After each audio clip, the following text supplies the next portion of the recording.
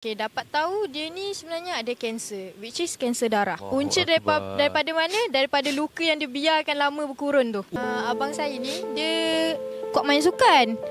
So dia pun suka pergi main futsal lah, main bola lah, main takraw lah, everything lah. Semua dia sapu rata lah kan. Then tiba-tiba one day tu dia main futsal. Lepas tu dia injured tau.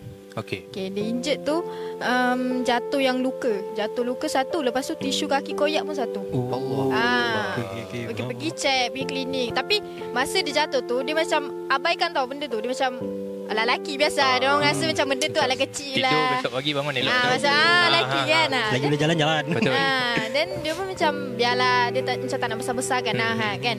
Lepas tu lama kelamaan macam makin melarut sakit dia tu. Lepas tu pergi klinik, rupanya bernanah lah, apalah kan. Cuci apa semua.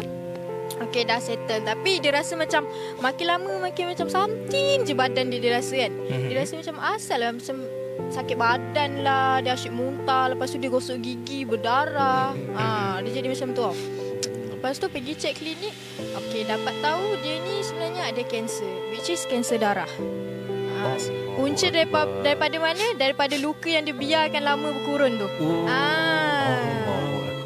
Kita tak ada keturunan sakit kanser, tapi arwah abang boleh dapat benda tu. Arwah? Abang dah meninggal, sorry.